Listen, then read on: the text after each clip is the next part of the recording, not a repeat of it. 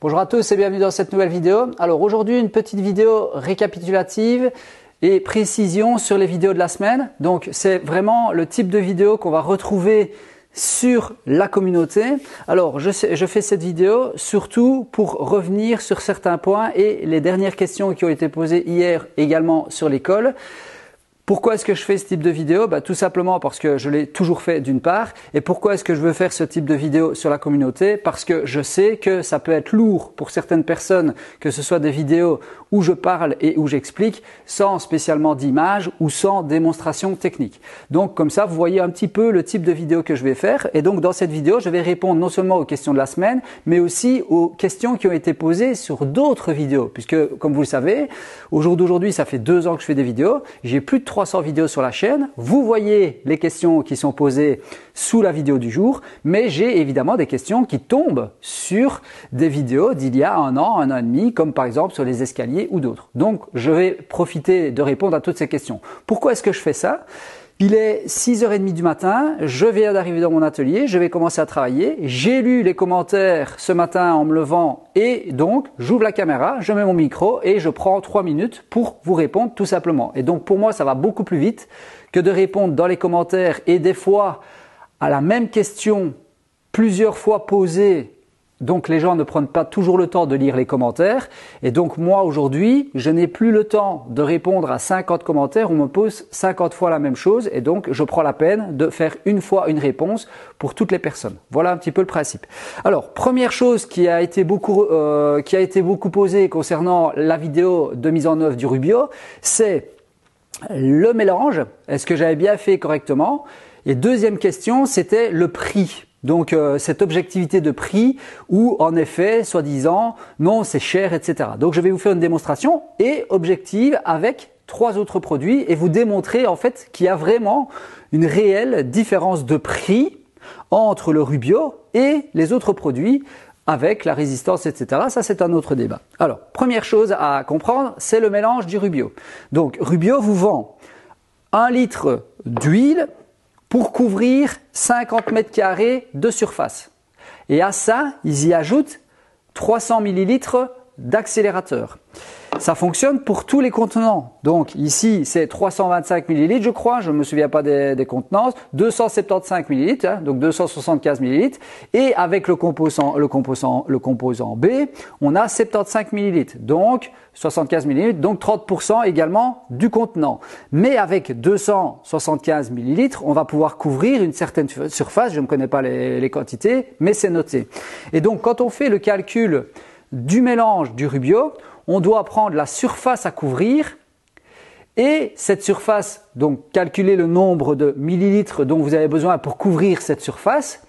Et à ce chiffre, vous devez ajouter les 30%. Donc quand vous avez fait votre calcul de la quantité dont vous avez besoin, vous devez imaginer que ce n'est pas cette quantité de produit que vous devez avoir au global, donc c'est-à-dire huile plus accélérateur, non. C'est la quantité d'huile dont vous avez besoin et à cette quantité d'huile, vous devez ajouter 30%. Voilà, ça j'espère que c'était clair. Alors, pour revenir au niveau du prix, donc certaines personnes ont dit ouais mais chez Rubio il faut acheter le cleaner, il faut acheter des chiffons et quand on fait le calcul ça revient beaucoup plus cher. Alors je vais vous expliquer comment ça fonctionne et le côté plus cher. 1 litre de Rubio vous couvrez 50 mètres carrés. 1 litre de saturateur bois, peu importe la marque, 10 mètres carrés au litre. Donc pour couvrir la même surface j'ai besoin de 5 litres en 3 couches. Donc ça veut dire que je couvre 10 mètres carrés en une couche et j'ai besoin de 3 couches. Ça veut dire que j'ai déjà besoin de 5 litres pour couvrir la même couche fois 3. Donc j'ai besoin de 15 litres pour couvrir 50 mètres carrés puisque j'ai besoin de 3 couches. D'accord? Une quarantaine d'euros. 15 fois 40, je vais arriver à environ, je suis nul en maths, 200 € un litre. Ça, c'est les prix Internet. On les a moins chers. Je pense que c'est 144 € en magasin. Ensuite, on a l'huile cire, puisqu'il faut comparer ce qui est comparable. Puisqu'on m'a dit, oui, le vernis, etc. L'huile n'est pas un vernis. Donc, on ne peut pas comparer les deux, même si je vais le faire avec le Unitop. Huile cire de chez Blanchon, 68 € le litre. Et avec 1 litre, on couvre 20 mètres carrés par couche. Donc, j'ai besoin de 3 pots, puisque avec avec 2 pots, je fais 40 mètres carrés, mais j'ai besoin d'un troisième pour arriver à 50. En admettant même qu'on ne fait que 40 mètres carrés avec l'huile, on a besoin de 2 pots. D'accord? 2 pots fois 3 couches. D'accord? Donc, j'ai besoin de 6 pots pour couvrir la même surface. Donc, 6 pots à 50 €, vous faites votre compte, ça fait 300 €. Donc, 300 € de produits pour couvrir la même surface que le Rubio, alors que j'en suis à 200. Quand bien même je devrais ajouter le cleaner. Ça, c'est 25 € et j'ai fait les 6 portes, j'ai fait les tables que vous avez vues sur ma chaîne YouTube, j'ai fait les portes que j'ai fait, les 13 portes, etc. Donc, avec 1 litre, je tiens des mois et des mois. Ok? Ici, je n'ai peut-être pas besoin de cleaner, mais j'ai aussi besoin d'un rouleau, d'un pinceau ou autre que je vais devoir soit jeter ou soit acheter des produits pour renettoyer ces produits. Donc l'argument de dire on doit acheter du cleaner et des chiffons, il tombe puisque j'ai besoin aussi de matériel différent pour utiliser ces produits. En plus de ça, je vais utiliser beaucoup plus de papier de ponçage puisque je dois égrener au 80, puis passer au 120. Une fois que je suis passé au 120, je vais passer au 150 et une fois que je suis au 150, je vais mettre ma première couche. Je dois attendre pour tous les mêmes produits ici entre 8 et 12 heures de séchage pour une couche. Puis je dois poncer, mettre ma deuxième couche, attendre 8 heures, deuxième couche. Ça veut dire que pour faire mes 6 portes, j'ai fait le calcul recto verso. En admettant que je n'ai pas la place de mon atelier, donc vous, si vous avez qu'une porte à faire, vous imaginez, eh bien moi ici, j'aurais bloqué l'atelier pendant une semaine complète pour faire mes 6 portes. C'est-à-dire une face, attendre une journée, 8 heures.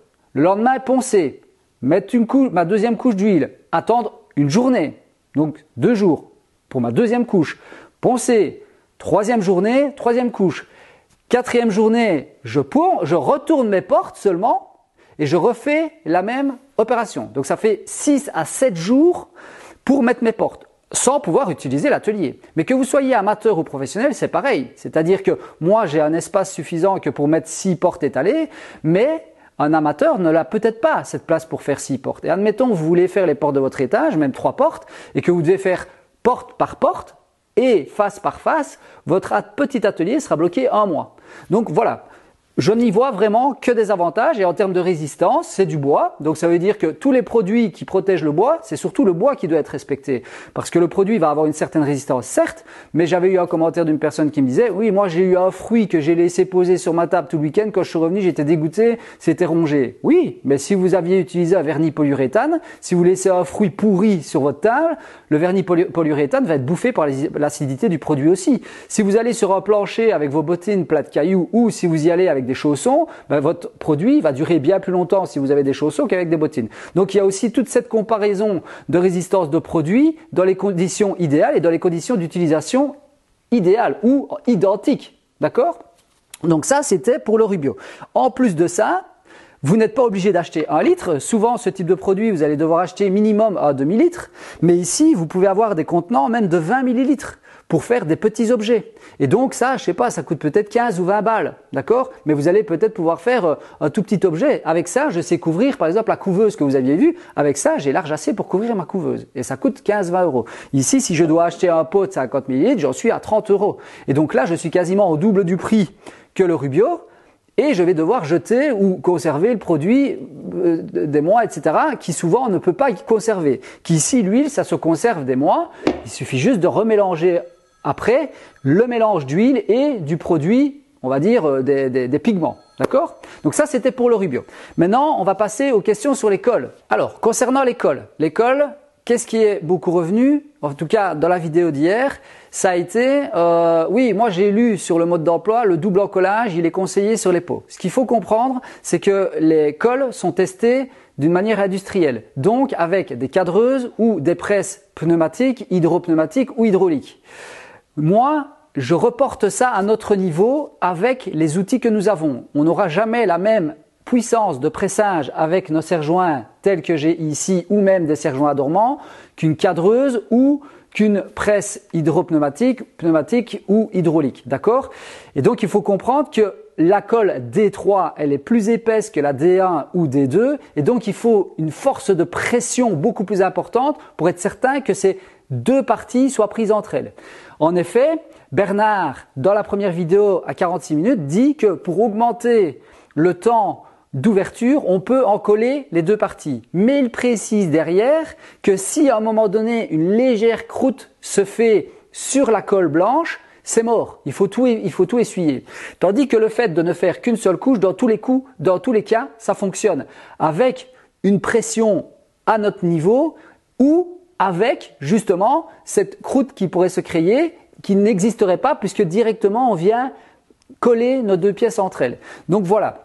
Et au niveau double encollage, il faut comprendre que généralement il faut chauffer puisque cette colle, elle fonctionne par évaporation d'humidité. Donc si vous mettez deux gros cordons de colle, il faut faire évacuer cette humidité. Et voilà pourquoi il faut avoir une force de pression beaucoup plus importante. C'est pour faire évacuer cette humidité hors de l'assemblage.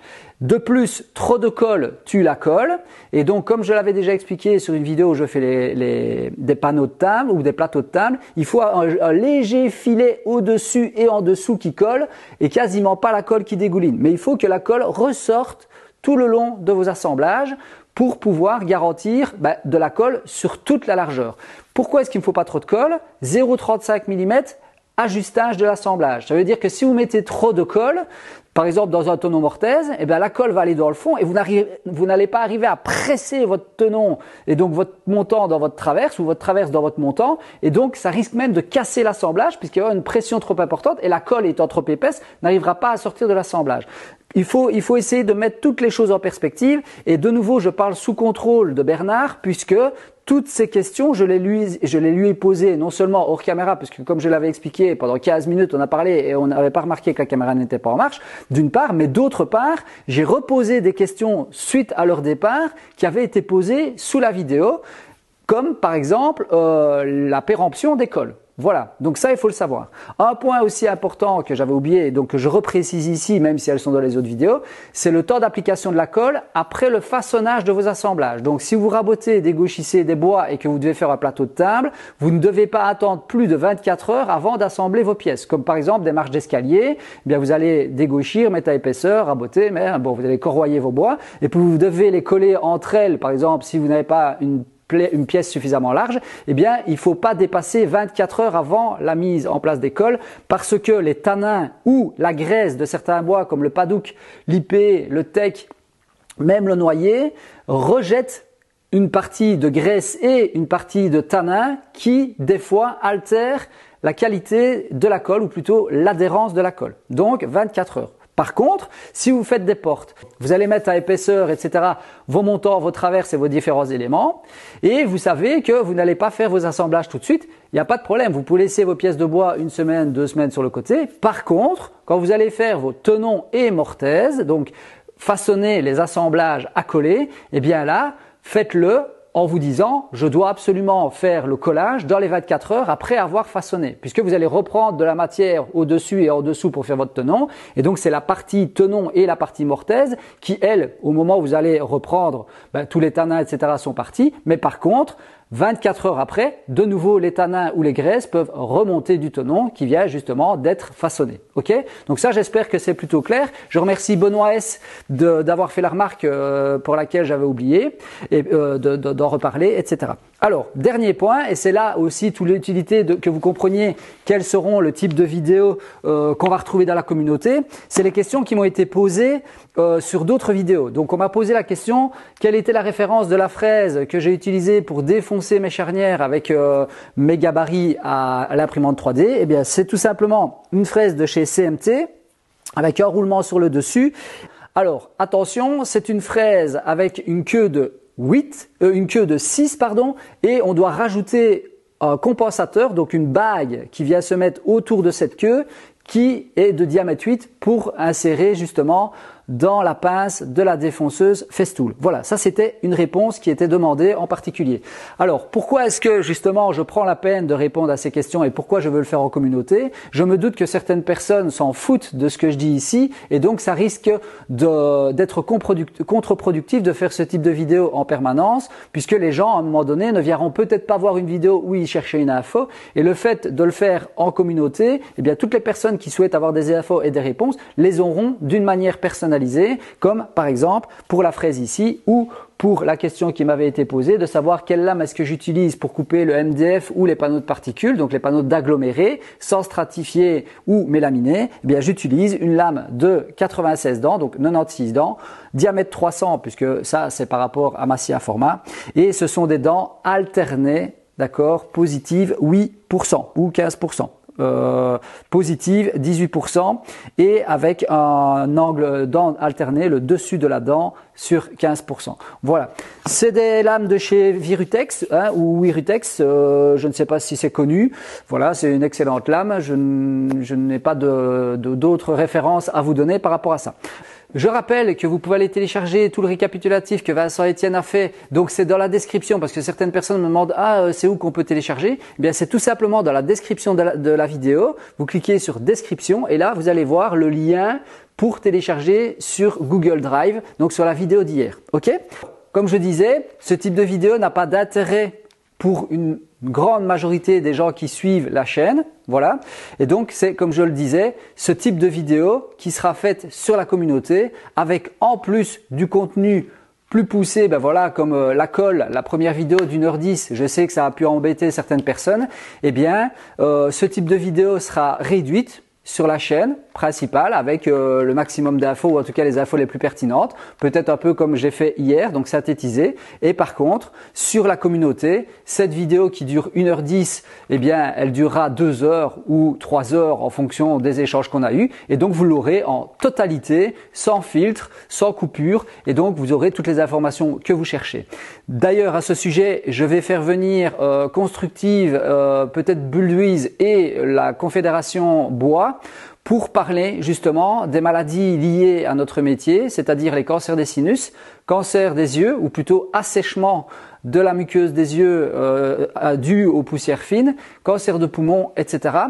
L'impact que le bruit et les vibrations peuvent avoir sur le corps humain, donc protection auditive et tout ce qui va avec. Donc voilà, c'est un sujet moi qui me tient à cœur. Je sais que Jacou29 ou Jacou39, mais je crois que c'est Jacou29, m'avait déjà demandé plusieurs fois que je devrais en parler. Eh bien c'est comme l'école, c'est un sujet que je ne maîtrise pas moi. Déjà je ne suis pas médecin, je ne connais personne dans mon entourage qui a pu être touché par ces maladies où je pourrais avoir un témoignage suffisamment cohérent que pour vous partager le problème. Donc voilà, je fais appel aux spécialistes pour vous donner les infos au même titre que la colle. Et donc voilà pourquoi est-ce que c'est des fois difficile à comprendre les gens dans les commentaires qui viennent remettre certaines choses en cause, puisque tout ce que j'essaie de vous donner, c'est des informations que je vais chercher chez les spécialistes. Je ne vais pas vous faire un cours sur l'école. D'ailleurs, j'avais fait une première vidéo sur l'école, souvenez-vous, où j'annonce dès le départ que je ne maîtrise pas tout. D'ailleurs, à ce sujet, si vous êtes ébéniste et que vous maîtrisez l'école d'os,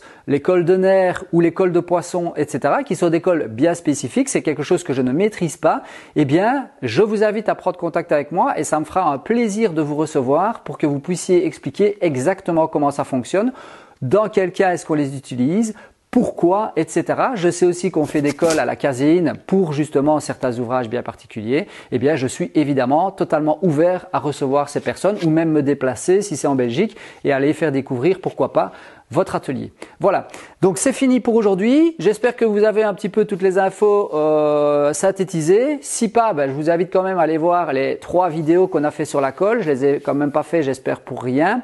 Je vous remercie à tous en tout cas des bons retours par rapport à ces vidéos. Et puis moi, demain je vais poser les portes. Donc j'ai fini, ça y est, je suis en train de préparer tout ça. C'est pour ça que je suis dans l'atelier et j'essaierai de vous partager quelques parties de la pose des portes. J'ai 3 types d'encadrement différents, donc des encadrements à ébrasement, des encadrements sur dormant et un encadrement ébrasement avec des rainures sur le champ pour venir encastrer des chambranles en L parce que les baies sont complètement tordues. Voilà, comme ça vous avez un petit mélange de tout ce qui va arriver. Et donc voilà, je vous souhaite à tous un bon dimanche et je vous dis À bientôt pour de nouvelles aventures. Salut, salut!